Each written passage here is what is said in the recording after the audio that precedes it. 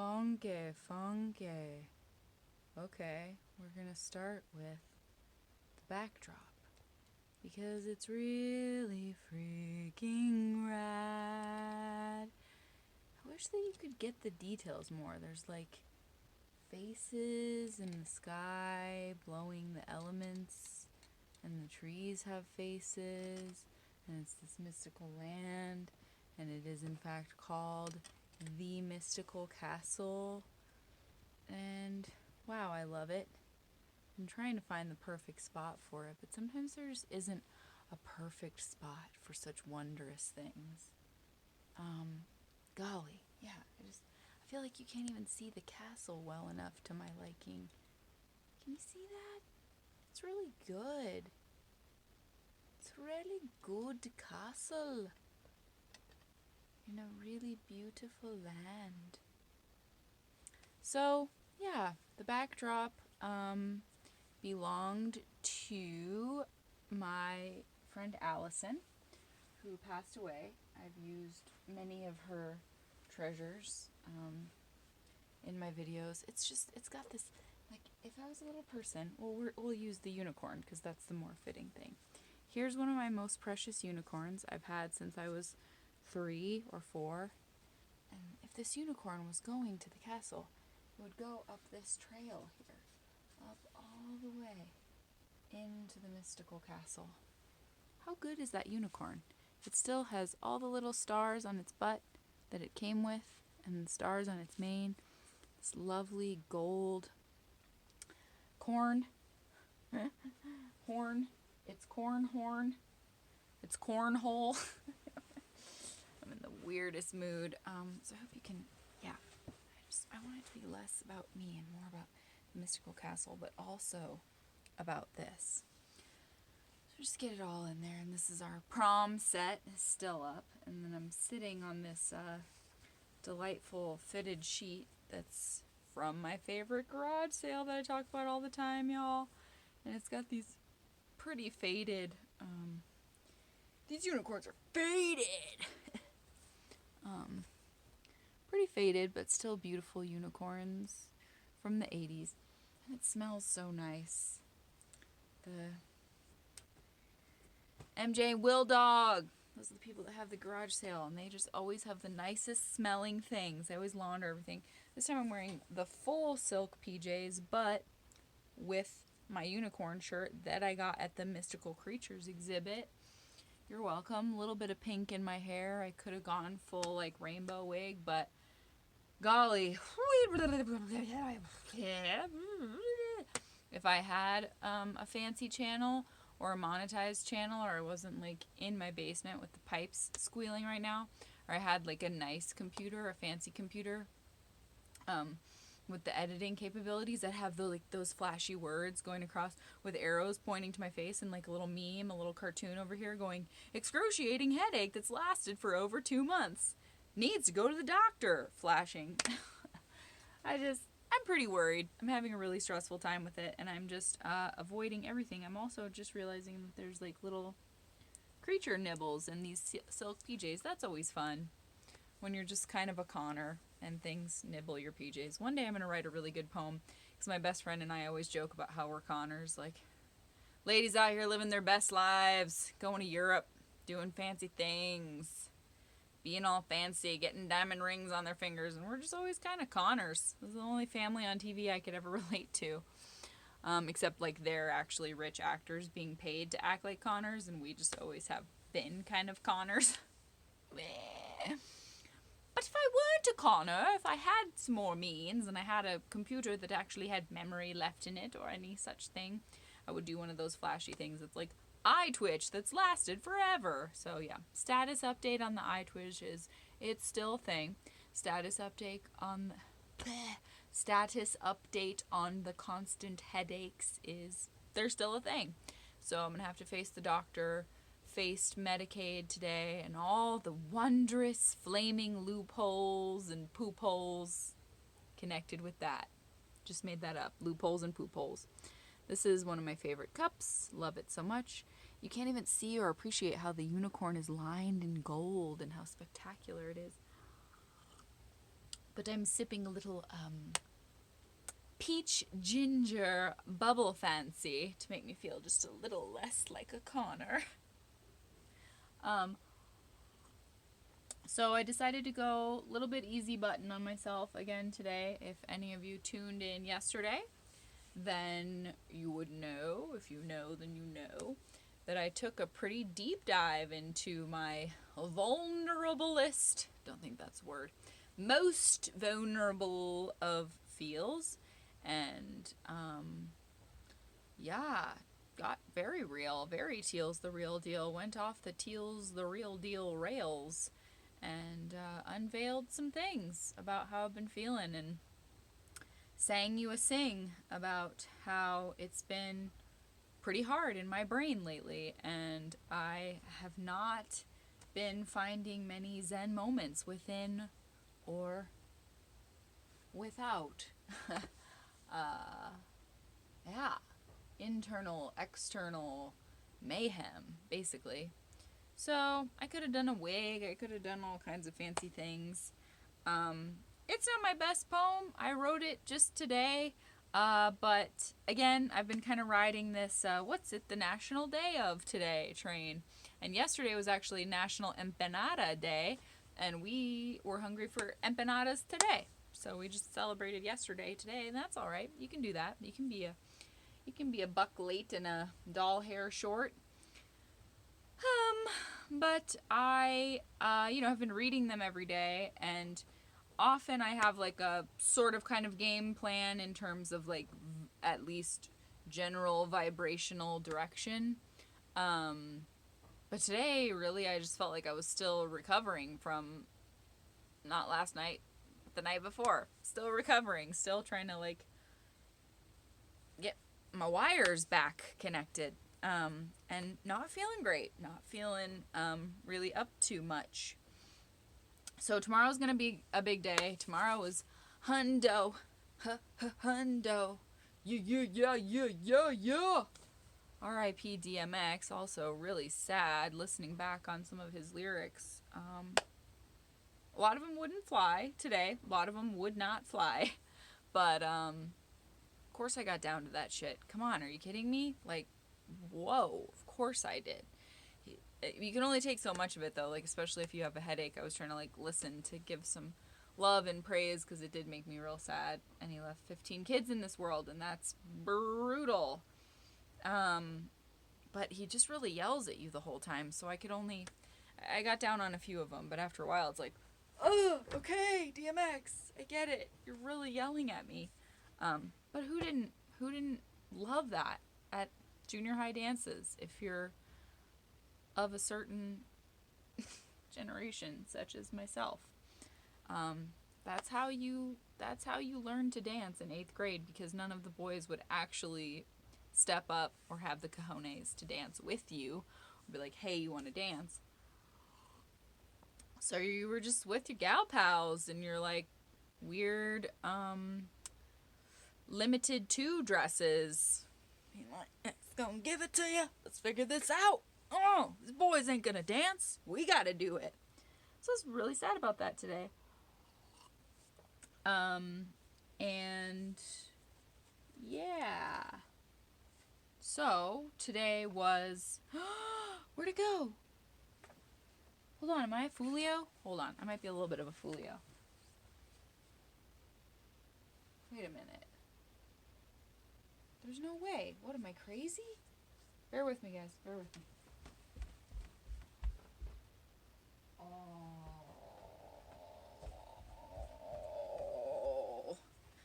You guys, I'm upset with myself. I'm gonna have to find this thing now, because it's like, it's breakable and it's important.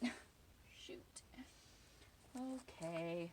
I'm always trying to do my little setup and like I think everything's fine. Oh my gosh. Y'alls.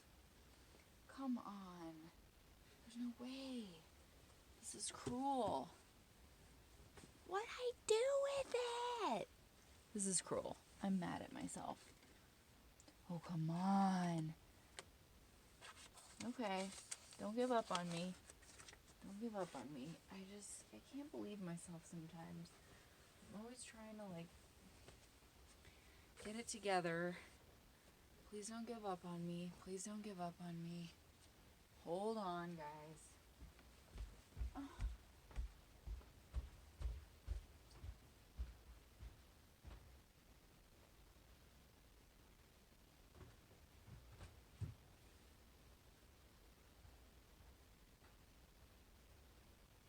Can you hear me? I found it.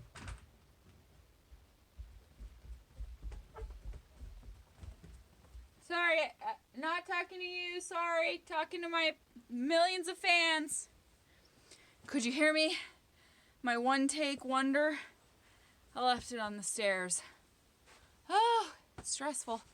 So hard being YouTube famous. Oh my gosh. Unicorns. So, needless to say, today is National Unicorn Day, but it is also National Cherish an Antique Day. So I felt really compelled by both of these things. This is, in fact, an antique unicorn that a dear friend gave me. And knowing how truly and deeply and madly I love unicorns, I already showed off a lot of my unicorn paraphernalia on a day when it was not National Unicorn Day. And I just happened to feel like talking about unicorns because I often just do. So, look at that lovely treasure.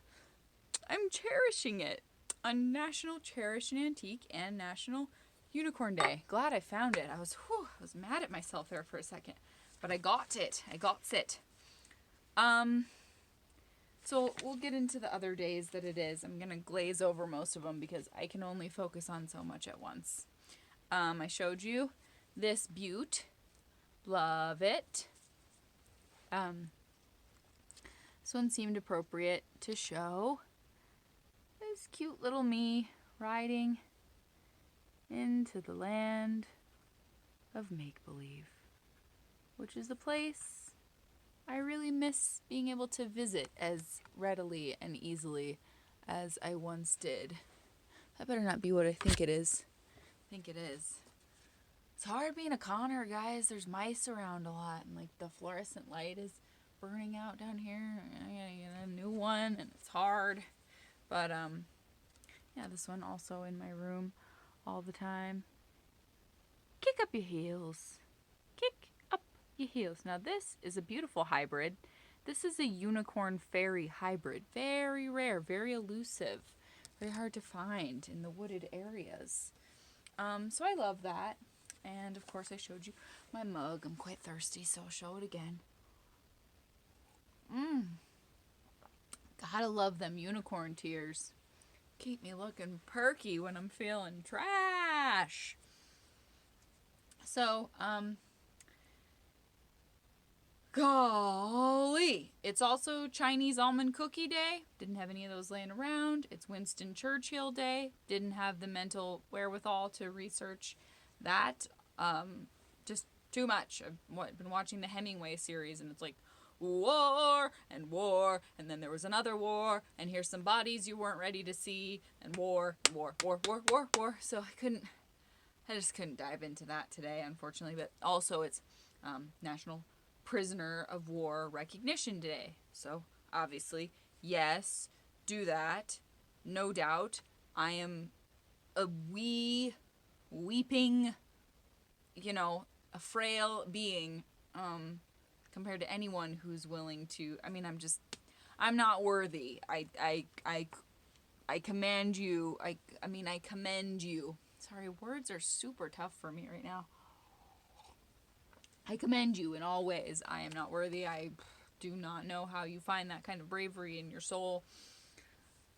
To charge at something that's so deadly that could and often does kill people in your circumstance, and just dance with the devil. I don't know. It's awful. I wish that it could just stop, but we don't seem to have that stop button in our human repetition. We just kind of do the same thing and wage more wars. So, National Prisoner of War Recognition Day. Yes, definitely recognize them. Maybe like give them better health care. It's just an idea. But Unicorn Day, obviously, and then one I will get into a little bit, which ties into the poem, but also ties into my life and a topic that I could talk about for many, many hours, but I'll just tell you the funny short version. So it's Name Yourself, National Name Yourself Day. Whoa, tipping and falling. Whoo-wee! National Name Yourself Day. So, story time. I have several alternate identities that I've told you about. I mean, you know, there's a girl who looks like me named Strawberry Milk. You may have gotten acquainted with her. But as far as me, I have some alternate identities I've introduced you to, such as Jean Drotel. She is the wire walker. You know, she's in the circus and she walks the high wire and she is very French and she wears a very expensive perfume, but she sleeps in the vagabond gypsy wagons, no? So there's good old Gendra, based on my last name. And I've introduced you to Sloane. She has the purple hair.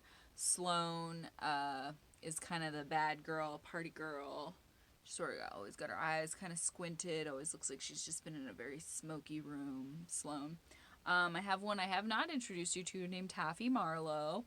I just always loved the name Taffy. Back when I was working at the restaurant I was working at, sloshing pancakes around. I remember this one day, I was just shooting the shit with the dishwasher, and I was, for whatever reason, telling him how much I'd always wanted to meet someone named Taffy. Like, I love the name Taffy, blah, blah, blah, blah, blah. And I did write a short story. That's a whole other emotional topic. The death of my short story club that I was in. I don't know if I'll be brave enough to get into that, but maybe as the days rattle on in my prattling and songs. But I was in a short story club and I wrote a cool one about a woman named Taffy. But I had been saying to this guy that at my work, like, man, I've just always wanted to meet a Taffy. What a cool name. Like, if you ever met someone named Taffy. And then I had to apply for indigent care at the hospital the very next day. I go into the little office in the little sliding glass doors back when people, like, did stuff with people. And I go in there, shut the door, I look at her name tag, and I was just like, jaw on the desk. I was like, is your name really Taffy? She's like, yes, it is. I get that a lot. And she had, like, the Taffy personality, like the taffiest Taffy personality you've ever come across. So, years before I met her and had never met a Taffy, I had an alter ego named Taffy Marlowe, who's kind of like a detective, but she's pretty sexy, and, you know, she likes to one-up the boys, you know, because they don't think she can. She's got one of those cool knives that you attach under your thigh and the little knife thingy just in case. Taffy Marlowe. I've said it before, maybe I'll get brave. I'm pretty afraid of, like, my intellectual property being misused on the internet, but I do have a really cool burlesque dancer name, and I'm not going to tell you yet because I'm too afraid. I just feel scared of my shit getting taken by people. But fun fact, we've bonded now for 99 days. Ain't that a maze? 99 days. So I'm going to let you in on a topic that is intriguing and mysterious and sometimes pisses me off. So people ask me a lot when they meet me or at the grocery store or whatever. Is that your real name, Teal? And I'll, like, tell them about my YouTube channel. Is that your real name, Teal? And the answer is yes, but that's not the whole story. So my parents named me Lindsay Teal. Dum, dum, dum. Now you know, secret's out. And I have been a little protective of it because I've had to fight tooth and nail for the last, like, feckin' 13, 14 years to do away with the Lindsay part and just be Teal. And the reason that it's complicated or it pisses me off is because people just assume, like, that's just my middle name. But the weird thing is or not weird, but the twisty-turny part of it is that my parents wanted me to be Lindsay Teal, like Mary Jane, Betty Sue, Betty Lou, so on and so forth. They wanted it to be a double name. Like, hi, nice to meet you. My name is Lindsay Teal. No one ever got that. My teachers, who I've explained were very square and very religious and very uptight, they just flat out weren't having it. I'd be like, my name is Lindsay Teal. And they'll be like, no, you're Lindsay J. There's another Lindsay in the class, so you'll be Lindsay J. And I would try to explain it like, no, it's one name. It's like Marianne, Lindsay Teal. No, we'll just call you Lindsay J. So, okay, fine. That's not what my parents wanted to call me. They wanted it to flow like a name. And it's funny, speaking of alter egos and alternate identities, there's this whole hilarious story about how my best friend was almost Prairie Rose and I was almost Virginia Dale, and they wanted that to be like Marianne. Virginia Dale. Hey, nice to meet you. I'm Virginia Dale. And she's like a famous mountain lady. I think she killed some people, but like they deserved it kind of thing. And she built a bunch of cabins in Colorado. Virginia Dale. And I had a friend at acting school and I told her the story and I was like, I think that if I was Virginia Dale, I would have done a lot of knitting. And she was like, if you were Virginia Dale, you would have been fat in the ass.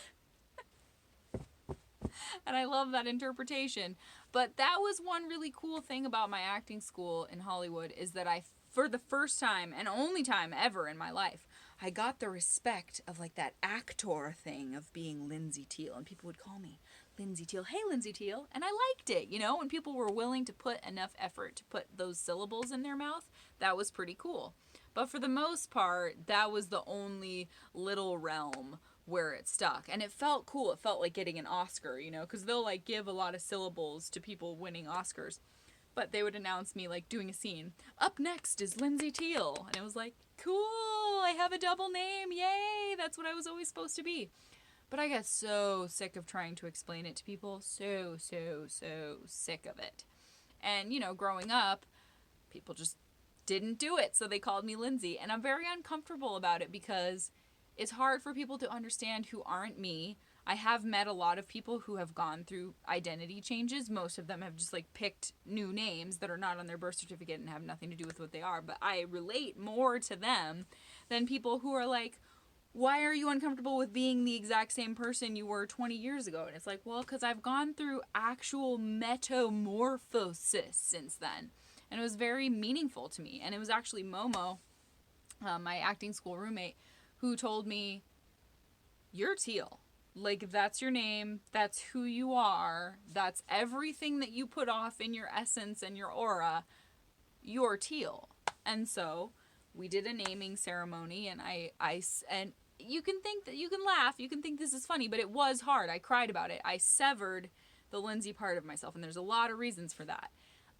When people called me Lindsay, I was very blonde, and I was very body dysmorphic. I've talked a little bit about that, but I plucked my armpit hairs one by one, by one, by one. Plucked them with tweezers. Hated myself. Had money stashed under the bed to like get various plastic surgeries, even though I like didn't even have money for a car, kind of thing. Real crazy. Spent hours and hours in the mirror, hating me, hating everything about me, and I was determined to look exactly like Jennifer Aniston and get that haircut every month, get the layers, get the angles, get the highlights. And there's nothing wrong with that. She's a gorgeous, beautiful woman.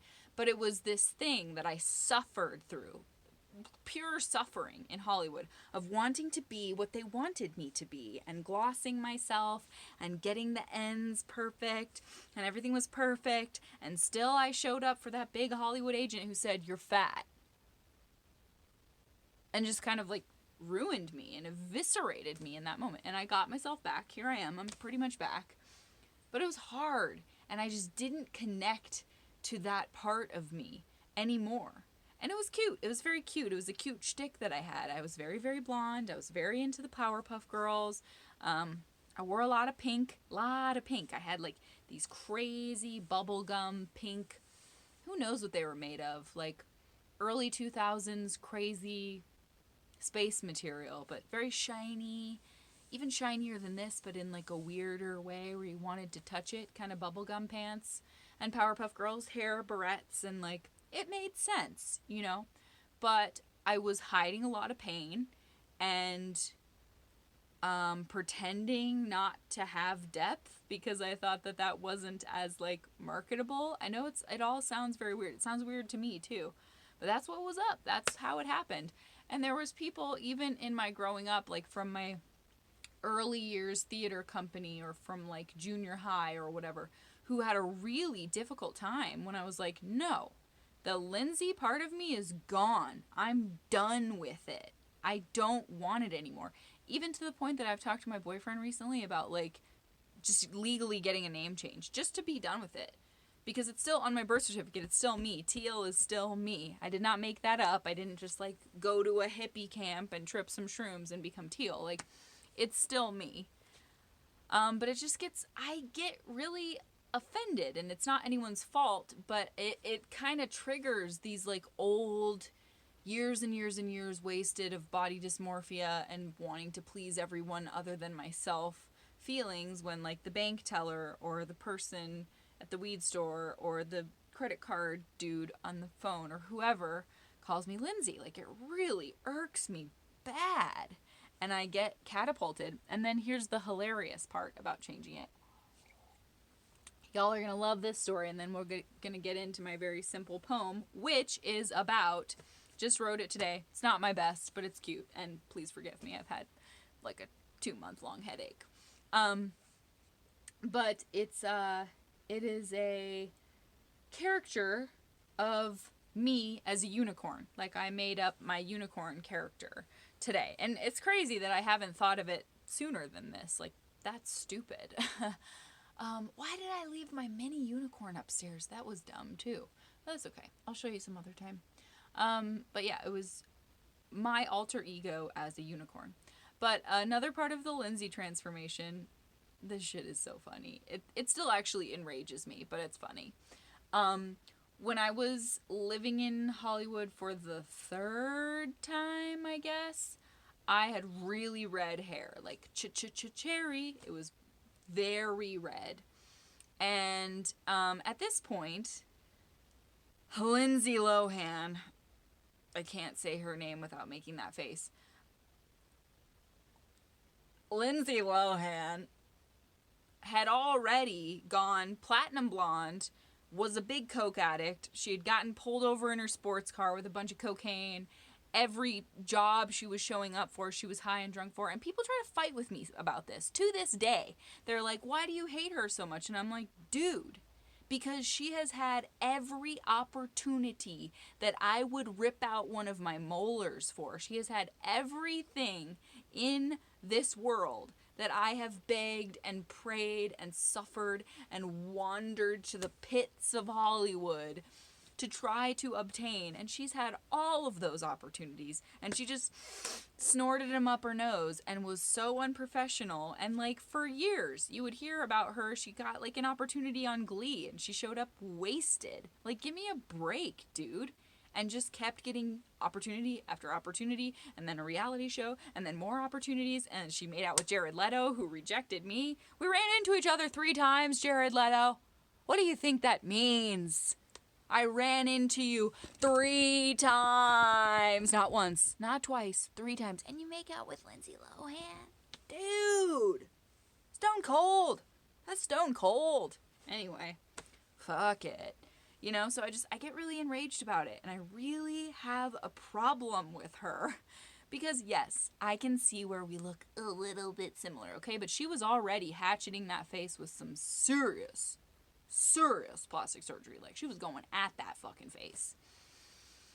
And I can say that she was very pretty before that, but she was looking weird. And there was a solid year. So she was already platinum blonde. I was living in Hollywood. And I exaggerate you not, every single day of my life that year, just this one particular year when I had the bright crimson cherry hair, and she didn't, everywhere I went, someone told me, do you know who you look like? And I would always be like, please don't say it.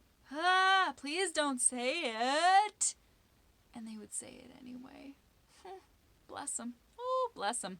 Even down to the fact that I went to Bonnaroo with Momo, told you those stories, and people were going around and saying it to me there. And I just couldn't take it. And she was there. How crazy is that? It gets crazier though. The connection between us, and it's always this way when you like loathe someone, you know, or have an issue with someone, then there's going to be a connection between you. So what's so weird about all of this is the first time I moved to Hollywood when I was blonde and she had the red hair. It's too funny. And I had the horrible agent who said I was fat. The very first audition that he ever gave me that was like a real audition, I still can't believe this shit to this day, was for a little known project called Drama-Rama. Not Confessions of a Teenage Drama Queen, mind you. And this one really got swept under the rug. Like, if you want to Google it and look for it, it is very hard to find information about Drama-Rama. Like, it's difficult. You can't, it's really hard. You have to, like, comb the internet. Like, Hollywood just kind of pretended that it never happened. But I auditioned to be the sidekick best friend of a one Miss Lindsay Lohan in Drama-Rama. True fucking story. And I was like, I cannot believe this is my fate. And, you know, I was like, I can't bomb it. I have to, like, prove that I'm good or else I'm not going to get other opportunities.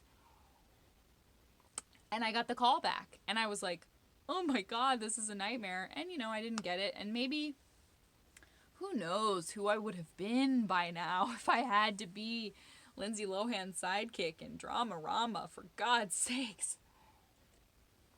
But that happened. That was real. And then it got even weirder. So that year that I had the red hair and she was blonde and doing lots of coke and getting pulled over all the time. And I swear this is all real. I wish I was making it up because, you know, if this had been some other actress, if this had been like my girlfriend, Lily Reinhart, call me. I get really annoyed by those fucking, they put their phone number on Instagram and they're like, text me, but then it's not really them. And she like sent me a message the other day, but I think it was like a preloaded. It was just like, hey, it's Lily. I just want to say I hope you're having a beautiful day. But I told her, I'm writing a script for you, girl. It's going to blow your mind and we're going to date and it's going to be awesome. But, you know, if it was somebody like that, if it was, oh my gosh, I don't know, Dakota Fanning or Keira Knightley or name me another actress, I would have been like, well, thank you. But it was Lindsay Lohan and it was every day. There was this place I used to go that went out of business, made me really sad, called Rocket Video on La Brea, I think. And it was like 4 different employees there. I kept going in and being like, phew, it's not that asshole who told me I look like Lindsay Lohan. Hey, do you know who you look like? Don't say it. And I got it daily. And then it got even weirder. I was at one of my favorite restaurants called Joseph's. I don't know if they're still in business. I think they are. There was a couple shootings there when I went to school there. But I was at Joseph's, and they were giving me free food, and I was really confused. And then I kind of got hip to it, and I was like, wait a minute. And so, of course, Lindsay is on my credit card, you know, and it says Lindsay Teal, hyphenated, and obviously I don't have the same last name as her, but maybe they thought I was trying to, like, be incognito. I don't know, dude. But I went up to the hostess, and I was like, who do you think I am? Like, why are you giving me this free food? And she was like, oh, that's on us, Miss Lohan. And she said that to me. And I was like, I will not take your free food. Like, no. I flat out refused. And it was like a pretty high bill, too. I was with a couple friends. And I was like, nope. You take my money. That is an insult. And then I had another guy. I was living at Park La Brea. And I had a guy chase me down. He's chasing me. And I'm thinking, okay, he's just a madman. He's going to kill me. Or he's going to, you know, I've obviously been in that situation before. And I'm thinking, it's one of a million things. I'm going to get assaulted. And he's panting and he catches up with me. And I'm like, what the fuck? And he has a note. And he has a notebook. Miss Lohan, could I get your autograph? Ah! Ah! Such a nightmare. And I swear, I wish I was making any of this up. But all of these things really happened.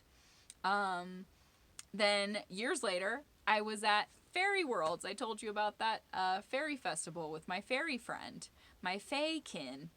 And I'm like full hippie mode, just hairy pits, my hair's in braids, I'm in my tie-dye union suit, which I'll have to wear one of these days for one of these videos. I'm like fully in my hippie vibe zone. and we're making a little fire, and someone yells, "Hey, Lindsay Lohan's at Fairy Worlds!" And I literally pretended to be exploded through the air, and I fell to the ground in anger. Just, dude, I'm at my fairy festival. Can you leave LL out of it?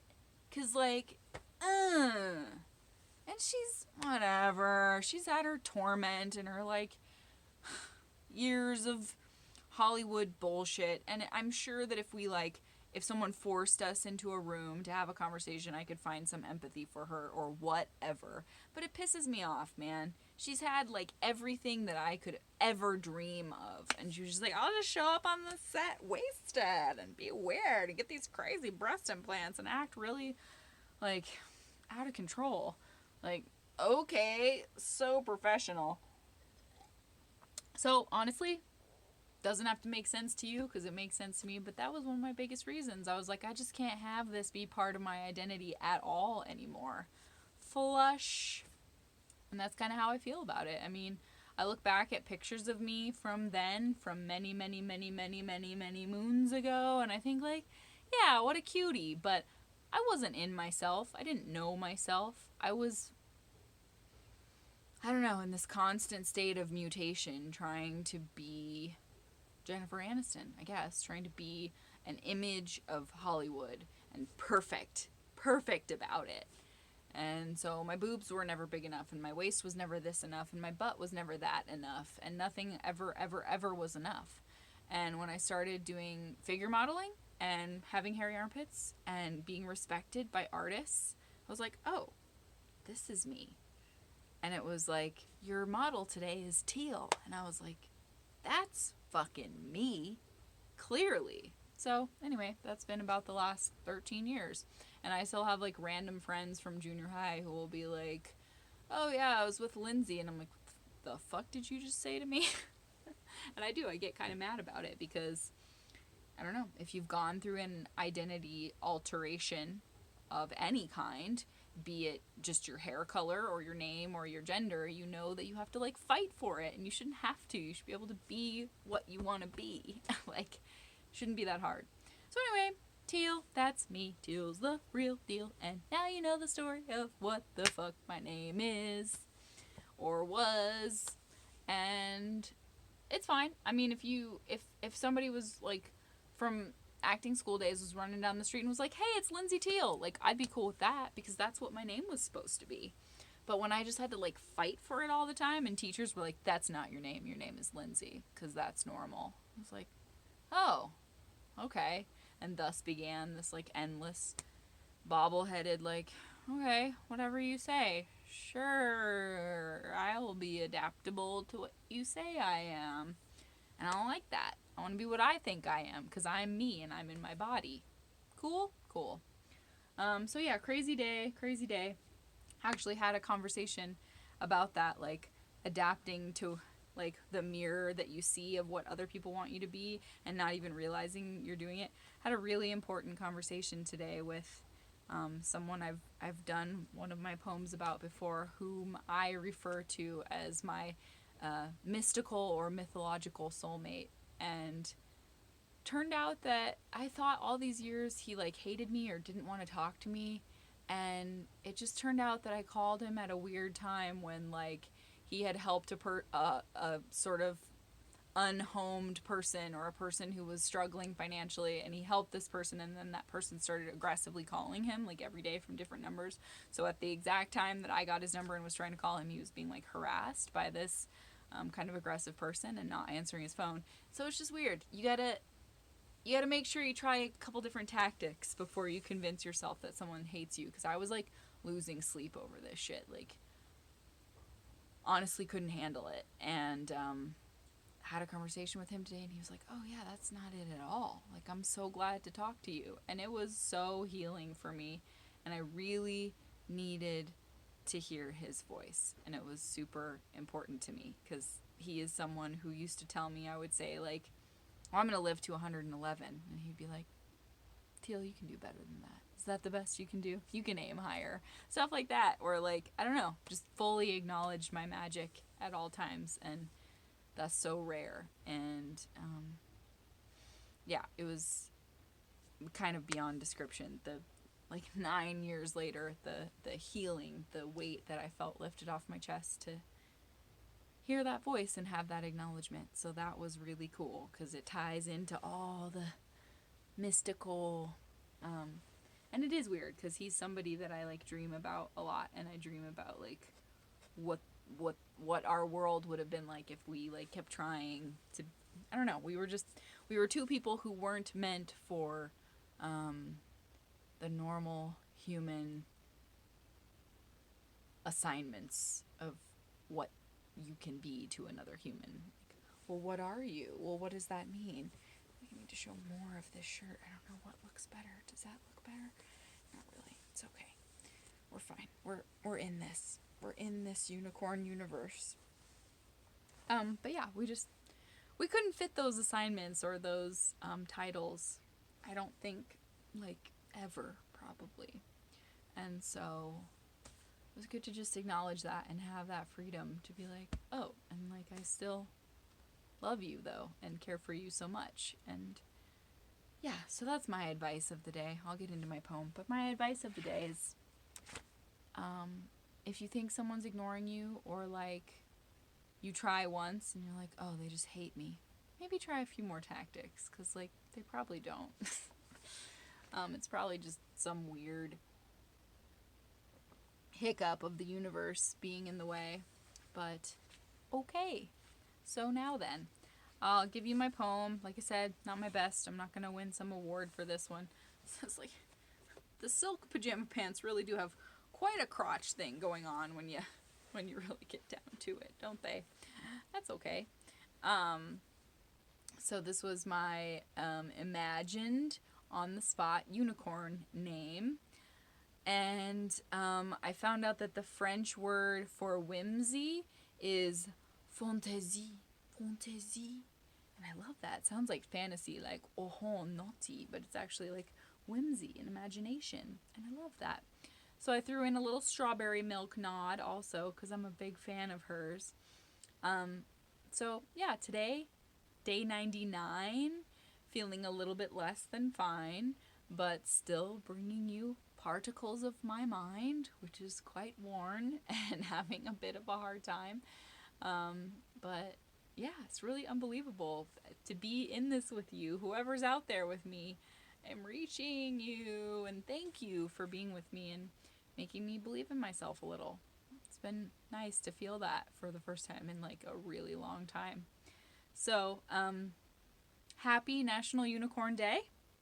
And my name yourself. And I just thought that was such a cool national day to have, because it was even saying in the like how to celebrate. It was like, dress differently than you've ever dressed before. Go to the grocery store and introduce yourself as something totally different. It was just totally encouraging that like playful, like just be somebody else for a second. Why not? And I love that. I love that there's a day for that. And I really want to work for this National Day of group. So today's poem is my unicorn name.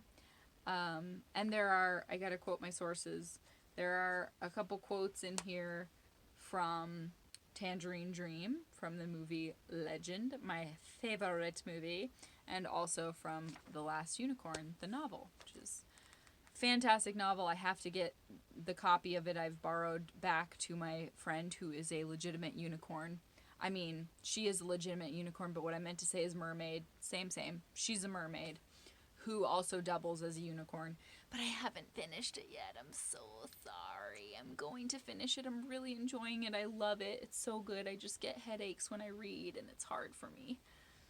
I'm trying. But yeah, so there's some quotes in there. And my unicorn name is Fantaisie, Fraise, Peridot. Fraise is strawberry, you know. It is the luscious strawberries. Fantaisie, Fraise, Peridot. Wouldn't life be full of joie de vivre if everyone would just believe, even just slightly, in unicorns? Not like the beasts of ancient times used to forewarn of coming doom, or the ones who are said to be drawn to virginal wombs, but the ones glimmering and full of mysticism, made clearer by the full moon. By the time humans were wise to the idea of them, they became instantly driven to harvest their horns, to be ground up and used as soup stirrers and even worn. For they hyped the idea that said horns, likely those of rhinos and narwhals, could prevent disaster and downfall, and they'd line their opulent halls with them, insisting it would fend off poisoning, erectile dysfunction, and stomach problems. There was no accounts of this working, but that didn't stop people from finding horned beast populations and mobbing them, effectively robbing them for no reason. Those who believed in magic wove their stories into acceptable Christian lore to avoid being accused of treason. While this was effective in status quo pleasing, the tales were clearly passed along by some so-called heathens. The philosopher Seville was out there preaching that unicorns were vicious and violent and could take down an elephant easy. But apparently, if you tempted one with a lovely, breezy virgin, the unicorn would swerve in from its angry antics to get a little romantic, and that it could not resist suckling a virgin's, tit. And that their propensity for violent fits would be calmed by some good old-fashioned virginal boob binky. Winky winky. But they somehow made this a religious and pure Jesus-related thing. Hard to picture these little maiden beast flings as being holy, but I don't really think this was solely a pious story. Mythological enthusiasts wanted unicorns in the picture, so they just gave Jesus all their glory and made their magical presence a symbol of Mary's immaculate conception. Then got straight to chopping off their horns to improve their erections. So strange, these reflections of the past. Aristotle proclaimed their existence as valid, but called them the Indian ass. Numerous depictions of these creatures were as varied as they were vast. But luckily the fun parts of the mythos outlasted the elephant murder and virgin flirting.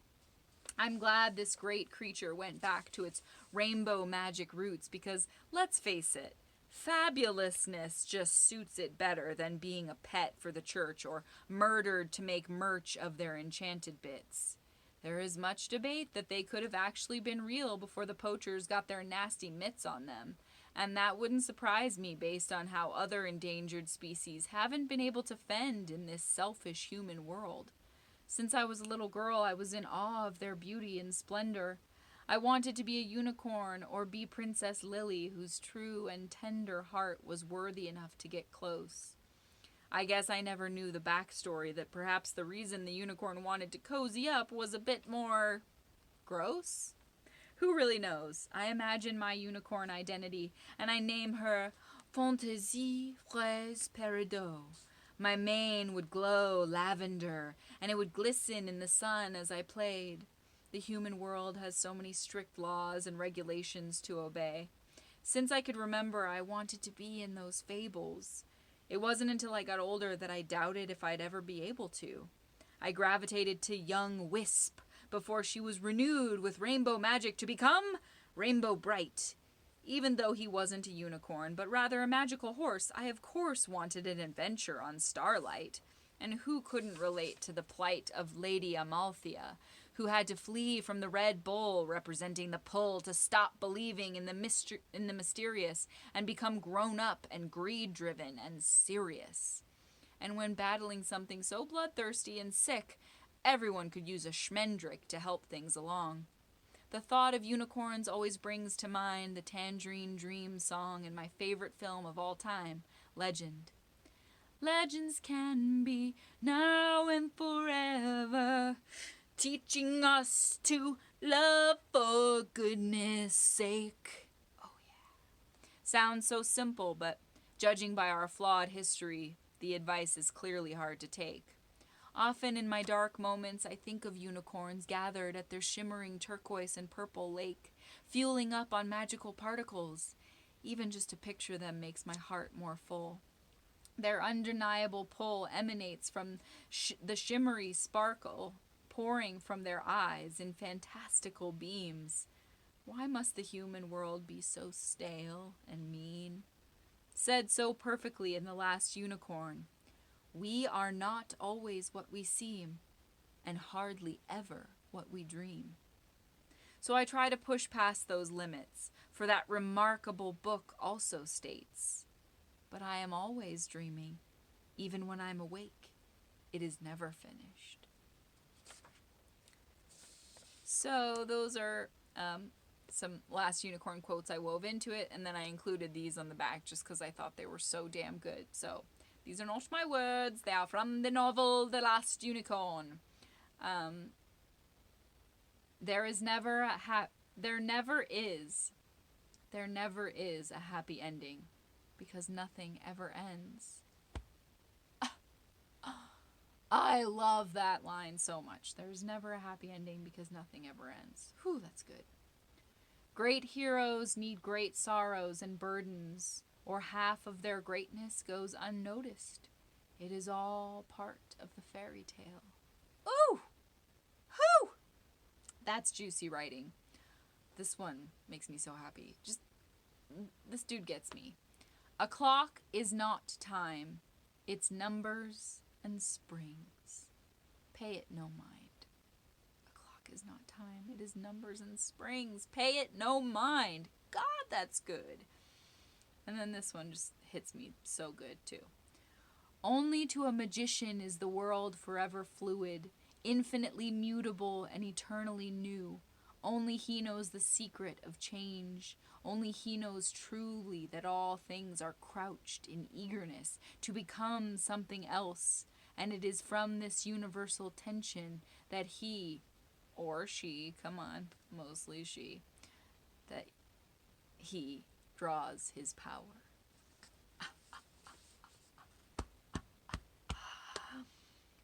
Only he truly knows that all things are crouched in eagerness to become something else. Man, that's juicy fruit. That is like gushers, just gushing juicy fruit. So, I had a lovely time. Thank you for reminding me of my own magic and capability every now and again. I truly am just having a kind of a struggle. And I hope I can juggle it and figure it out, because it's kind of painful and I don't really know what's going on and I'm pretty scared. But life is beautiful all the same. Don't you just love this little sorry, I was trying to go in like not awkwardly and then I made it awkward. Do you see in that little tree hollow there's like a little deuter, and there's like great little plants over here and like really cool writing and just everything about it. Extreme close up! Everything about it is lovely and enchanted. So thanks for going down into the basement with me for some unicorn appreciation and antique appreciation and just imagination appreciation. That should be a day, National Day of Imagination Appreciation, if it isn't already. But it should be. Oh, I almost forgot. My battery's going to run out too, naturally, because it's not been on that long. But I found this little unicorn earring in an alleyway, and that's been up on my door for a really long time. So, all kinds of fun things. Put that unicorn in your pocket and make magic out of it. Everything's waiting in eagerness to become something else. So make it something else.